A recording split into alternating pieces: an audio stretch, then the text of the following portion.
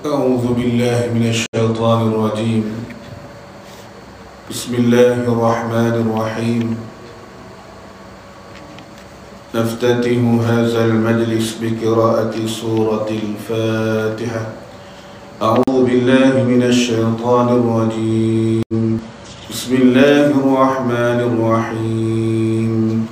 الحمد لله رب العالمين الرحمن الرحيم مالك يوم الدين إياك نعبد وإياك نستعين اهدنا الصراط المستقيم صراط الذين أنعمت عليهم غير المغضوب عليهم ولا الضالين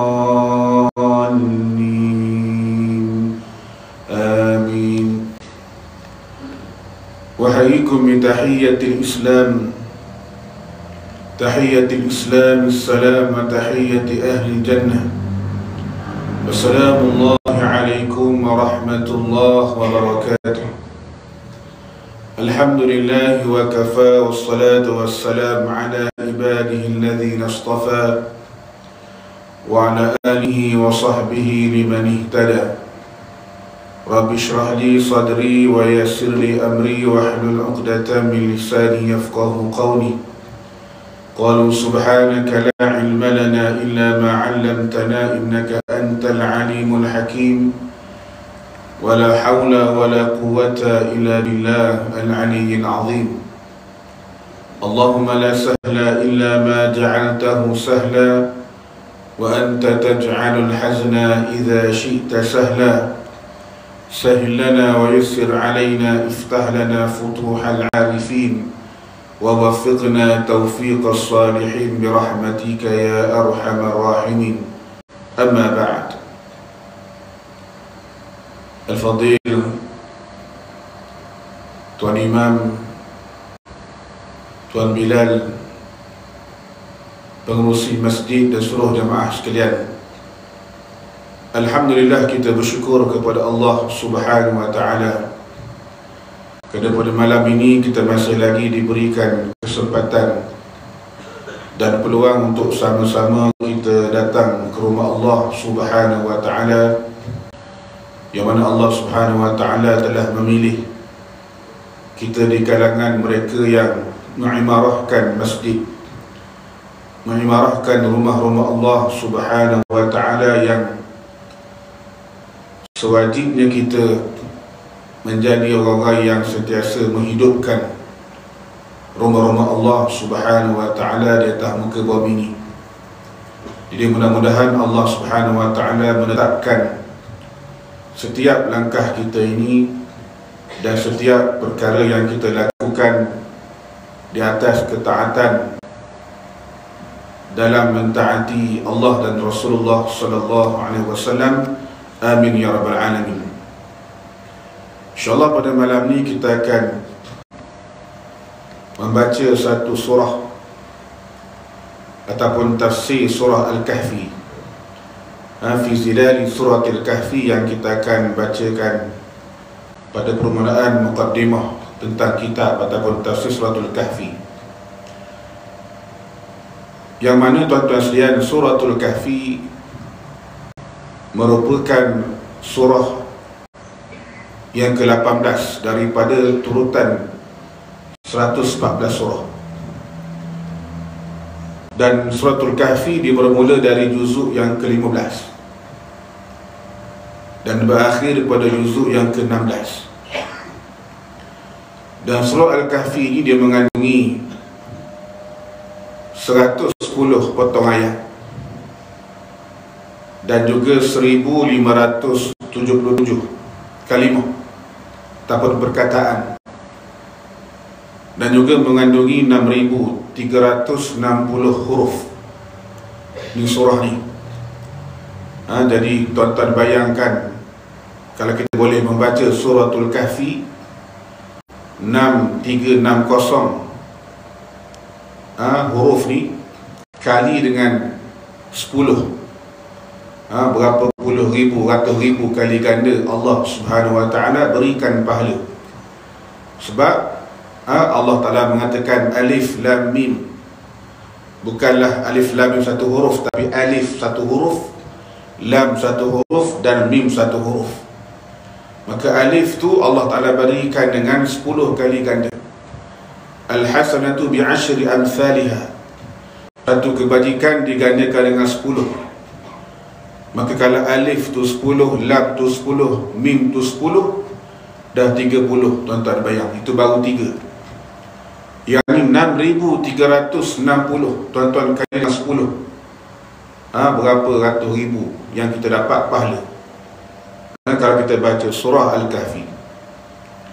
Dan surah Al-Kahfi ni berada betul-betul di tengah-tengah Quran. Siapa yang selalu baca dia tahulah, dia akan buka di tengah-tengah Quran surah Al-Kahfi ni. Dan ayat yang ke-19 dalam surah Al-Kahfi ni merupakan ayat di tengah-tengah Al-Quran. Iaitulah pada kalimah wal yatalattaf. Kalau tuan-tuan baca Quran akan jumpa kalimah wal yatalattaf, ada diwarnakan dengan warna merah. Jadi ini merupakan perkataan di tengah-tengah Al-Quranul Karim, wal yatalattaf, tengah tu. Ni kalimah tu adalah surah Al-Kahfi. Dan juga surah Al-Kahfi ni dia berada di antara dua surah, iaitulah surah Al-Isra dan surah Maryam. Suratul Isra sebelum daripada suratul Kahfi, dan surah Maryam selepas suratul Kahfi. Jadi surah Isra ni cerita tentang Yahudi, bagaimana Nabi SAW menghadapi tentera-tentera ataupun menghadapi perancangan-perancangan Yahudi. Bagaimana Nabi SAW menentang kaum Yahudi. Kita boleh baca dalam surah Al-Isra, banyak cerita tentang Yahudi ni. Dan surah Maryam ni cerita tentang Kristian, Nasara. Jadi kita lihat bagaimana surah ni diduduk di antara Yahudi, surah yang cerita tentang bagaimana perangai Yahudi dan bagaimana tentang orang Nasara. Ini dia, yang merupakan agama Samawi yang diturunkan kepada nabi-nabi sebelum daripada ini. Ini dia. Dan juga surah Al-Kahfi ini merupakan surah Makkiyah. Surah Makkiyah mana surah yang diturunkan sebelum daripada hijrah Nabi SAW ke bumi Madinah. Ini suratul Kahfi, mengikut pandangan yang rajih. Dan kebanyakan suratul Kahfi ini ayat-ayat dia cerita tentang bentuk cerita lah. Dia banyak cerita-cerita yang boleh kita ambil istifadah dalam suratul Kahfi ini. Dan juga suratul Kahfi ini merupakan surah yang dimulakan dengan lafaz Alhamdulillah. Alhamdulillah. Sebagaimana kita baca dalam semayang surah Al-Fatihah pun sama, dimulakan dengan Alhamdulillah. Jadi dalam Quran ni ada surah yang dimulakan dengan Alhamdulillah. Mana besarnya kalimah Alhamdulillah ni, kita lihat bagaimana Allah mulakan surah tu dengan Alhamdulillah. Antaranya suratul Kahfi, surah Al-Fatihah, surah Al-An'am, surah Saba, dan juga surah Fatir. Ini 5 surah yang dimulakan dengan lafaz Alhamdulillah. Ini fakta tuan-tuan sekalian. Kemudian kita lihat juga bagaimana sebab turunnya surah ini. Kenapa turunnya suratul Kahfi? Ialah kerana nak menjawab persoalan-persoalan ahli kitab yang bertanyakan kepada Nabi Muhammad sallallahu alaihi wasallam. Jadi golongan ahli kitab Yahudi Nasara ni, mereka tanya kepada Nabi tentang roh, tentang Ashabul Kahfi, tentang cerita tentang Nabi Zulqarnain dan sebagainya. Jadi cerita tentang roh ni dijawab dalam surah akhir surah Isra, manakala Ashabul Kahfi dan juga Zulqarnain diceritakan dalam surah Al-Kahfi ni. Ni kita lihat bagaimana kehebatan surah Al-Kahfi. Dan surah Al-Kahfi ni ada 5 kisah tuan-tuan sekalian. Ada 5 cerita ataupun 5 kisah. Yang pertama cerita tentang Ashabul Kahfi.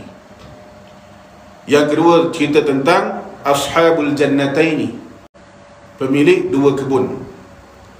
Yang ketiga cerita tentang Nabi Adam dan Iblis, ada cerita dia. Yang keempat tentang Nabi Musa dan Nabi Khadir. Dan juga yang kelima tentang Nabi Zulkarnain. Ini dalam suratul Kahfi ni dia banyak cerita yang boleh kita ambil istifadah. Dan kata Al-Imam Baihaqi, riwayat dari Imam Baihaqi, suratul Kahfi ni dikenali sebagai Al-Ha'ilah dalam kitab Taurat. Dalam kitab Taurat ni pun dikenali dengan Al-Ha'ilah, maknanya cerita tentang suratul Kahfi ni ada dalam kitab Taurat. Ini kita lihat bagaimana kehebatan surah yang sangat hebat, tuan-tuan sekalian. Baik. Jadi kalau kita lihat nama surah ni surah Al-Kahfi, yang mana Kahfi dengan makna gua. Bila sebut Kahfi ni makna dia gua ataupun kif. Tuan-tuan sekalian, yang mana ada beza di antara Al-Kahfi dengan Ghar. Yang mana gua dengan dua-dua ni gua juga. Al-Kahfi ni gua, Ghar pun gua. Tapi dalam bahasa Arab ni dia ada beza. Dia ada beza. Kalimah Al-Kahfi dengan kalimah Ghar. Ghar contohnya apa? Ghar Hira. Gua Hira ataupun Ghar Thur, gua Thur. Kenapa tak panggil Al-Kahfi? Kenapa dipanggil sebagai dalam Quran sebut Ghar? Ghar maknanya apa ni, tentang Ghar tu, tentang gua tu. Kenapa tak sebut Al-Kahfi? Beza dia tuan-tuan sekalian. Kenapa? Kerana Ghar ni dia boleh muat mungkin seorang 2 orang, tak ramai Ghar ni. Dia gua yang sempit. Sebab tu Nabi SAW bila bersama dengan Abu Bakar dalam peristiwa hijrah, Nabi bersembunyi di Ghar ataupun di Gua Thur. Gua Thur ni yang terletak di atas bukit. Siapa yang pernah sampai Gua Thur angkat tangan? Ada yang pernah sampai Gua Thur? Tak ada lagi? Tuan-tuan kena pergi sekali naik Gua Thur. Alhamdulillah, hamba pernah sekali lah panjat, sekali lah pandai dah. Hamba pergi haji tahun lepas panjat Gua Thur. Itu pun mikirlah kalau nak naik, bila lagi nak naik. Tapi nak cerita bagaimana Gua Thur lagi mencabar daripada Gua Hira. Gua Hira ni dia memang dia tinggi, tapi tinggi dia okey lagi, ada tangga. Langit sekarang ni lagi canggih lah. Gua Hira ni siap kita panggil ada jadi tempat pelancongan. Kalau tuan-tuan pergilah yang terbaru ni, siap dengan kita panggil ada museum, ada kawasan-kawasan boleh healing. Nak ngopi, nak minum kopi, nak makan pizza tu, bawah kaki gua tu macam-macam dia. Mana jadi tempat kita panggil tempat shopping lah, senang cerita. Kan? Kemudian dia ada trek barulah yang boleh naik sampai ke Gua Hira ni. Dan mungkin akan datang dia akan siapkan kabel car. Tuan-tuan nak naik kabel car sampai ke Gua Hira, tak payah jalan kaki dah.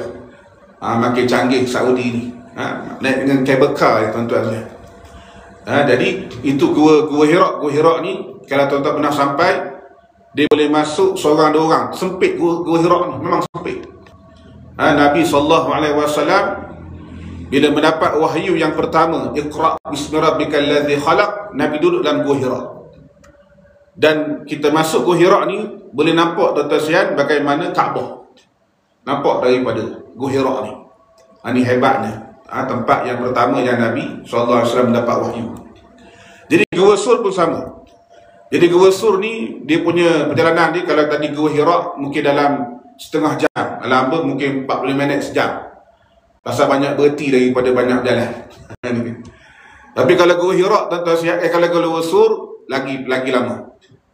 Lebih kurang dalam naik itu sejam 40 minit. Okay, laju tu. Ada orang naik 2 jam. 3 jam pun ada. Dan Gua Thur ni dia ada banyak checkpoint. Checkpoint pertama, checkpoint kedua, dan checkpoint ni dia ada, kita panggil orang jual. Kita duk mikirlah dalam atas bukit ni ada orang jual. Mana ada orang jual? Tuan-tuan nak minum teh boleh, Maggi boleh, atas tu ada. Tapi mahal lah sikit, dia cas pada atas bukit. Jadi bila sampai, ingat tolak tu pagi, sampai di puncak Gua Sur ni, tuan-tuan siang tak larat dah, sampai tertidur di atas batu. Oleh kerana penat sangat tidur atas batu. Subuh tu bangun tengok-tengok penuh orang. Kita ingatkan kita je naik, rupanya ramai lagi jemaah daripada serata dunia ni yang memanjat Gua Sur ni, tuan-tuan siang. Jadi baik, nak cerita bagaimana Gua Sur ni dia pun sama, sempit. Tak boleh masuk ramai orang. Boleh masuk 2-3 orang, itu pun dah padat dah. Mana tak boleh. Yang kita panggil apa? Tempat yang sempit sebenarnya. Tetapi berbeza dengan Al-Kahfi. Al-Kahfi ni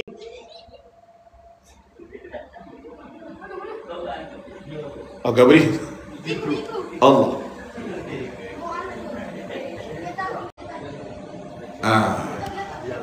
Baru cerita pasal gua mari dah. Okey. Jadi tuan-tuan sekalian, bagaimana Gua Sur ni, dia gua yang memang sempit. Boleh muat seorang, 2 orang. Anda ingat masa tu nak masuk dia pun kena beratur lah. Pasal dia pintu masuk, pintu keluar ni, dia kita panggil apa? Berbeza dia punya tempat masuk tu. Dia kalau masuk keluar dengan pintu masuk depan ni makan jam. Tembung dua-dua, jadi kena buat one way. Dia nak cerita inilah gua. Dia pergi ghar, tapi berbeza dengan Al-Kahfi. Al-Kahfi ni macam Ashabul Kahfi ni, dia boleh muat 7 orang, mana boleh muat ramai. Ini dipanggil Al-Kahfi. Dan Al-Kahfi ni dikatakan, gua dia tuan-tuan sekalian, Al-Kahfi dikatakan ada di Turki dan ada di bumi Jordan. Dan apa pernah masuk dalam Al-Kahfi ni, gua Al-Kahfi ni di Jordan lah. Di Turki tak masuk lagi. Dia ada banyak riwayat. Tetapi kalau kita lihat bagaimana apa yang diceritakan dalam Quran tu, lebih kurang lah dalam gua Al-Kahfi di Jordan ni. Yang mana gua ni dia luas sikit, dan dia ada satu je pintu, gua Al-Kahfi di Jordan ni. Dan juga kalau tuan-tuan masuk tu dia ada kubur lah, ataupun kita panggil maqam, tempat ataupun tempat tidur lah, tempat tidur kan kubur, tempat tidur pemuda-pemuda Ashabul Kahfi. Ada 7 tempat tidur tu, nampak lah. Dia punya kita panggil dalam gua tu. Dan juga ada tulang. Wallahu alam, ada tulang, dikatakan tulang ni antara tulang salah satu daripada pemuda zaman tu, Ashabul Kahfi. Masih lagi disimpan dalam kaca. Dan dia ada, kita panggil apa, nampak matahari naik di belah pintu dan matahari terbenam di sebelah yang satu lagi. Jadi macam kita kata lebih kurang apa yang cerita dalam Quran. Nak cerita bagaimana tuan-tuan sekalian, ini Al-Kahfi, maknanya dia luas, berbeza dengan ghar. Tapi inilah di antara kita lihat tempat yang menjadi pilihan Nabi SAW. Nabi menyelamatkan diri, Nabi cari gua. Nabi yang duduk dalam keadaan yang kita panggil yang bukan kata hotel, tapi Nabi duduk dalam gua yang sempit, yang kecil. Bagaimana hebatnya perjuangan Nabi SAW. Zaman hari ni orang tak duduk dalam gua, lagi-lagi lah ghar ni. Jarang kita dengar hari ni duduk mana dalam gua, jarang tuan-tuan saya. Tapi kalau zaman dulu ni biasa, siap tidur dalam gua ni biasa. Macam Nabi dalam tidur dalam gua. Ashabul Kahfi tidur dalam gua beratus tahun dalam gua. Tapi zaman kita ni bila tanya tidur kan, bukan dalam gua lah, kadang-kadang ni mungkin ada tidur di jalan yang tak ada rumah tu, homesick. Ataupun apa ni, dipanggil apa yang ada rumah ni, homesick ke apa? Homesick ke? Apa dipanggil? Bukan homesick, homesick ni yang rindu rumah. Yang tak ada rumah ni, tidur di jalan-jalan kan. Kalau kita hari mungkin di belah-belah KL ada, belah-belah tempat-tempat, setengah tempat tu tak ada rumah lah, tidur jalan-jalan, tapi okey lagi lah. Tapi mereka dulu tidur dalam gua yang tidak ada kita panggil kelengkapan-kelengkapan. mana Nabi duduk dalam keadaan yang aircon pun tak ada. Kan kita kadang-kadang pergi buat umrah, pergi buat haji. Bila mana masuk hotel tu, ataupun bila mana sebelum masuk hotel dia kata panah lah kau, contoh kan, panah ni sebagainya. Masuk hotel ada aircon sejuk. Sejuk pula, ngeluh pula sejuk sangat hotel ni, macam-macam. Tapi Nabi SAW dalam gua Sur tu kan, dalam keadaan aircon pun tak ada. Tuan-tuan bayang, aircon pun tak ada, dalam keadaan bantal pun tak ada. Setengah kita ni tak boleh, tak ada bantal, kan ada bantal. Tapi Nabi tak ada bantal. Tidak ada kita panggil tilam yang empuk. Tidak ada selimut yang tebal macam kita. Katil pun tak ada. Tidur atas batu, atas tanah, tuan-tuan sekalian. Bagaimana kita lihat hebat perjuangan Nabi. Peti sejuk pun tak ada, ais, makanan pun tak ada. Sebab itulah bagaimana Asma menghantar makanan ke Nabi SAW, panjat bukit, naik bukit dalam keadaan ada yang mengatakan dia mengandung. Maknanya bukan senang. Kalau bagi pada kita ni belum tentulah boleh duduk dalam gua, belum tentu lagi. Tapi ni nak cerita bagaimana perjuangan orang-orang dulu. Mereka boleh tinggal, boleh hidup dalam gua. Jadi Ashabul Kahfi ni, pemuda-pemuda ni, mereka ni pun sama, yang mana menyelamatkan diri daripada raja yang zalim.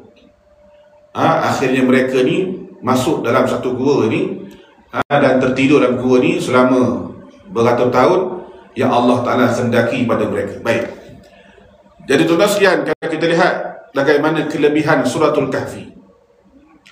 Yang pertama sekali, Suratul Kahfi ini merupakan surah yang Nabi sebut, yang Nabi takhsiskan untuk kita membacanya pada akhir zaman.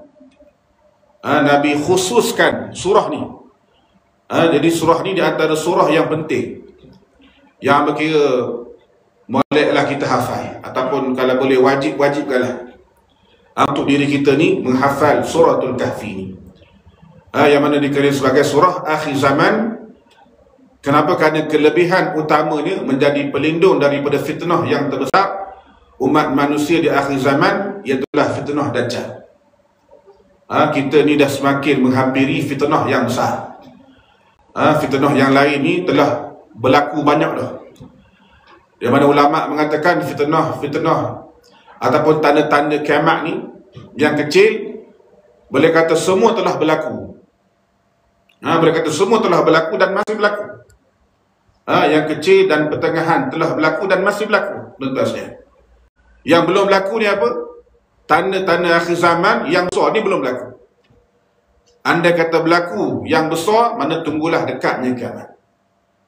Jadi tuan-tuan bayang bagaimana kita lihat tanda-tanda kiamat yang kecil, boleh kata semuanya dah berlaku. Mana kita hari ini hanya menunggu fitnah yang besar. Antaranya iaitulah fitnah Dajjal. Yang mana Dajjal ni merupakan manusia. Dia bukan raksasa, Ultraman lawan raksasa, bukan. Dia manusia macam kita, Dajjal ni. Cuma dia adalah beberapa kelebihan ataupun benda-benda yang diberikan kepada dia ni untuk menguji iman manusia, iman kita kepada Allah Subhanahu Wa Taala. Baik. Jadi Nabi SAW bersabda, Nabi mengatakan, man hafidha 10 ayatin min awali suratil kahfi usima minad dajjal. Barang siapa yang menghafal 10 ayat daripada awal suratul kahfi akan selamat daripada Dajjal. Hadis riwayat Muslim. Nabi sebut man hafidha, barang siapa yang menghafal. Bukan kata setakat baca, kena hafal tuan-tuan sekalian. Kena hafal. Kita hari ni baca lah, insya-Allah lah boleh. Tapi hafal ni dia malas sikit tuan-tuan sekalian. Kan, bab ngapa ni malas, bab baca okeylah rajin, mana boleh baca. Kita pun malas juga. Terus ngapa ni malas. Ni kita ni susah lah. Kan, itu pun kalau surah-surah pendek apa? Surah Qul Huwallahu Ahad, surah apa ni, Wal 'Ashr, surah Tabat Yada tu diingat lah. Tapi kalau surah panjang-panjang sikit, ini dia malas apa. Tapi Nabi SAW suruh kita ni hafal, bukan kata satu surah, 10 ayat. 10 ayat daripada awal suratul kahfi. Tuan-tuan sekalian, 10 ayat. Tak banyak pun 10 ni. Suratul Kahfi ada berapa ayat tadi disebut tadi? Ada 110 ayat. 110 ni bukan hafal 110. 10 je. 100 lagi tak payah ngapa. Kan? Mana diskaun banyak dah kita ni. Kalau kata ngapa 100 pun tak apa, patutnya gitu. Tapi Nabi SAW tahulah umat ni lagu mana. Nabi kata tak apalah. Nabi suruh kita ni hafal 10 ayat. Tapi 10 ayat ni pun kita malah juga tuan-tuan sekalian. Sedangkan ini persiapan akhir zaman kita. Persiapan akhir zaman ni. Dajjal mari lepas ni lawan lagu mana? Kan? Apa senjata kita? Nak cari machine gun ke nak pakai apa ni? Jet ke Dajjal? Dah dengan Dajjal. Tak boleh lawan Dajjal dengan benda tu. Kan? Kerana Dajjal ni memang ada diberikan beberapa kita bagi kuasa ataupun sihir yang hebat. Dia nak lawan dengan dia ni, Nabi dah sebut hafal 10 ayat daripada awal suratul Kahfi. Usima minad Dajjal, maka kamu akan selamat daripada Dajjal. Ni tuan-tuan sekalian. Sejauh mana kita beriman dengan hadis Nabi SAW? Sejauh mana? Setakat kita dengar saja ke ataupun kita laksanakan? Bila dengar Nabi kata suruh ngapa ni, kita kena ngapa lah. Hafal 10 ayat, bukan banyak. 10 ayat saja. Baik, itu yang pertama. Yang kedua, Nabi SAW bersabda, "Faman adrakahu minkum falyaqra' alaihi fawatiha suratil Kahfi." Barang siapa di kalangan kamu yang sempat dengan Dajjal, maka bacalah permulaan suratul Kahfi. Hadis riwayat Muslim. Nabi kata, siapa-siapa kalangan kamu yang sempat dengan Dajjal. Allahu a'lam, tuan-tuan sekalian. Boleh jadi kita sempat dengan Dajjal. Boleh jadi cucu kita sempat dengan Dajjal. Boleh jadi generasi yang akan datang sempat dengan Dajjal. Ala kulli hal, siapa-siapa yang sempat dengan Dajjal, maka Nabi kata, bacalah falyaqra'. Nabi kata. Arahan daripada Nabi SAW, suruh kita baca fawatih permulaan suratul Kahfi. Mana permulaan tu, Nabi dah sebut tadi 10 ayat dalam suratul Kahfi. Ini hadis yang kedua. Kuatkan lagi mana apa, suruh kita membaca, hafal suratul Kahfi. Yang ketiga, tuan-tuan sekalian, sabda Nabi SAW, "Faman adrakahu minkum falyaqra' alaihi fawatih suratil Kahfi fa innama jiwarukum min fitnatihi." Barang siapa di kalangan kamu yang sempat dengan Dajjal, maka bacalah permulaan suratul Kahfi. Sesungguhnya ia adalah bentengmu daripada Dajjal. Hadis riwayat Abu Daud. Nabi SAW bagi tahu bagaimana merupakan benteng kita. Benteng daripada Dajjal. Mana benteng ni, perisai kita, benteng. Mana kita ada perisai, pelindung, benteng dan sebagainya untuk melindungi kita daripada fitnah-fitnah Dajjal. Yang kita akan ceritakan bagaimana dahsyatnya Dajjal ni, tuan-tuan sekalian. Dahsyat Dajjal. Doalah kita jangan bertemu dengan dia. Kenapa? Kerana orang yang beriman pun belum tentu selamat bila mana bertemu dengan Dajjal. Melainkan orang yang benar-benar imannya kepada Allah Subhanahu wa taala yang ikhlas sungguh. Ini dia. Kemudian yang keempat, sabda Nabi SAW, "Faman ra'ahu minkum falyaqra' alaihi fawatih suratil Kahfi." Barang siapa di kalangan kamu yang melihat Dajjal, maka bacalah permulaan suratul Kahfi. Hadis riwayat At-Tirmizi dan Ibnu Majah. Pun sama, Nabi sebut, siapa-siapa kalangan kamu yang melihat Dajjal. Daklah yang melihat Dajjal, yang sempat dengan Dajjal dan sebagainya, Nabi suruh kita baca permulaan suratul Kahfi. Dan yang kelima, sabda Rasulullah SAW, "Wa inna min fitnatihi anna ma'ahu jannatun wa naran. Anna ma'ahu jannatun wa naran. Fanaruhu jannatun wa jannatuhu narun. Faman ibtuliya binarihi falyastaghith billah wal yaqra' fawatiha al-kahf fatakunu alaihi bardan wa salaman kama kanat an-nar ala Ibrahim." Antara fitnah Dajjal adalah membawa syurga dan neraka bersamanya. Ini di antara fitnah Dajjal. Dia akan membawa syurga dan neraka bersama dengan dia. Dan neraka ni sebenarnya adalah syurga, Nabi kata. Neraka di Dajjal ni adalah syurga, dan syurganya adalah neraka. Jangan kita tertipu dengan benda yang dibawa oleh Dajjal ni sebagai ilusi saja. Dajjal bawa neraka, bawa syurga. Pasal dia mengaku dia Tuhan. Jadi kita yang tengok ni, tuan-tuan sekalian, jangan percaya yang dibawa oleh Dajjal. Yang mana Nabi kata neraka tu sebenarnya adalah syurga, dan syurganya adalah neraka. Ni mana kalau orang yang memilih api tu, dia selamatlah. Tapi siapa-siapa yang memilih air, maka dia tidak akan selamat. Tapi bila orang ni, tuan-tuan sekalian, dalam keadaan bila mana Dajjal mari, ramai yang pilih air. Ni bahaya. Ni di antara ujian Dajjal. Sedangkan Nabi SAW dah bagi tahu, pilihlah api. Ketika itu pilih api, kerana itulah merupakan syurga, Nabi kata. Baik, jadi barang siapa yang diuji dengan nerakanya, dengan api itu, maka mintalah perlindungan dengan Allah Subhanahu Wa Taala dan bacalah perubahan suratul Kahfi. Maka ia adalah menjadi sejuk dan selamat sebagaimana api kepada Nabi Ibrahim AS. Hadis riwayat Muslim. Jadi bila mana kita melihat apa ni boleh Dajjal tadi itu dibawa api, tuan-tuan sekalian, kita pilih api. Dan jangan bimbang. Api itu sebenarnya dia akan menjadi sejuk. Sebagaimana api ini menjadi sejuk kepada Nabi Ibrahim AS. Mukjizat Nabi Ibrahim ini, api menjadi sejuk. Dia tak rasa sakit, panah dalam api.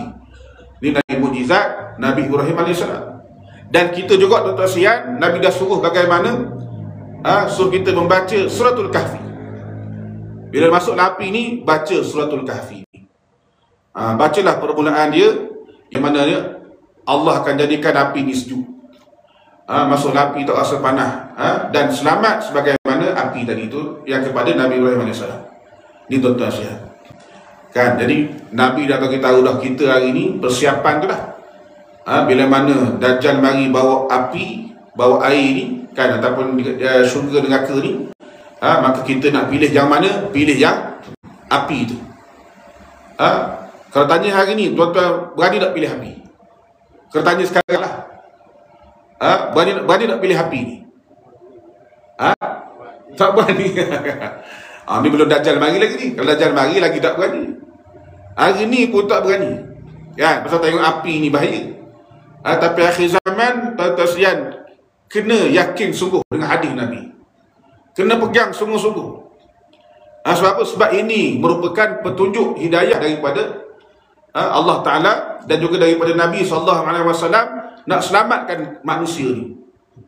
Jadi kok mana-mana pun tuan-tuan kena pilih api juga. Kena pilih api dan bacalah suratul Kahfi.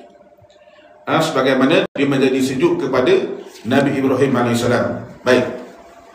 Yang keenam, sabda Nabi SAW, "Wa man qara'a al-'ashra ayatin min akhiriha summa kharaja ad-dajjal lam yadurruhu."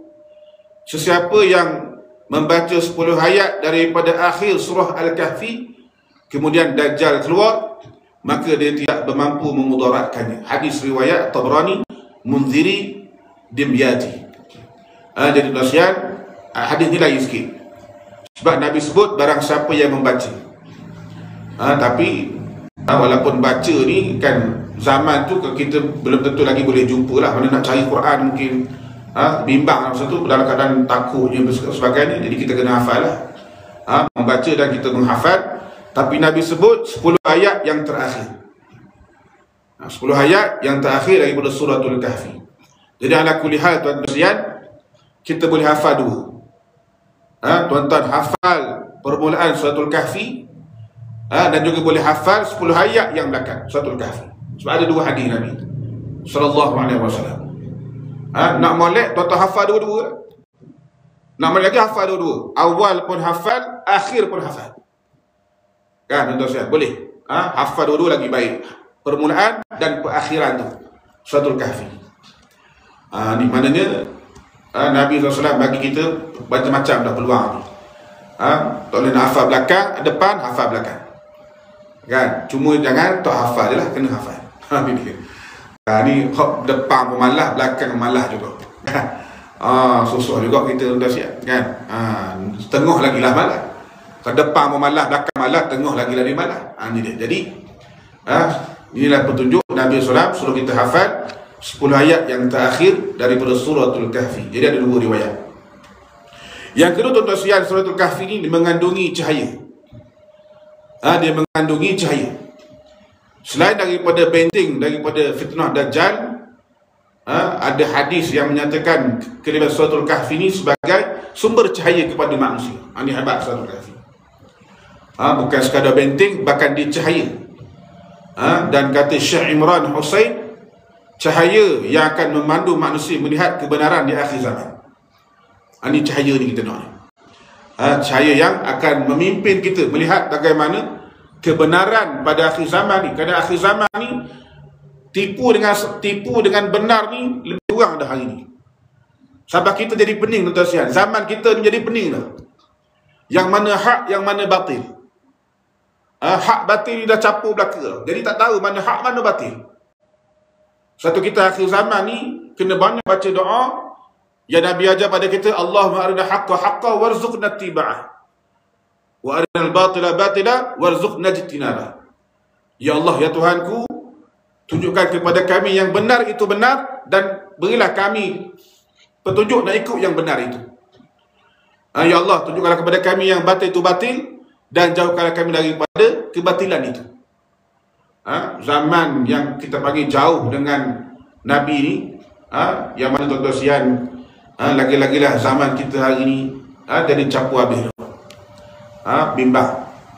Satu rumah tu ada Islam, ada Kristian, ada Nasara, ada Cina, ada India. Pening kita tuan-tuan, satu rumah campur habis kan, tak tahu dah hak mana kita ni. Bimbang tu lah. Makanannya dengan tak tahu dah mana halal, mana haram dan sebagainya. Zaman kita tu tuan-tuan sekalian, kadang-kadang perbuatan pun tengok hari ni tak tahu dah mana halal, mana haram. Benda yang haram dibuat jadi halal dah zaman kita ni. Ni berat zaman kita. Tak tahu dah mana halal, mana haram. Sebab tu tuan-tuan sekalian, ini penting kita baca suratul Kahfi. Nak memandu kita yang mana benar itu benar, yang mana hak itu hak, lagi-lagi pada akhir zaman. Sabda Nabi SAW, man qara'a suratul Kahfi fi yaumil jum'ati adha'a lahu minan nuri ma bainal jum'ataini. Barang siapa yang membaca permulaan suratul Kahfi pada hari Jumaat akan diterangi dengan cahaya di antara 2 Jumaat. Siapa yang baca tuan-tuan sekalian suratul Kahfi pada hari Jumaat ataupun pada malam Jumaat.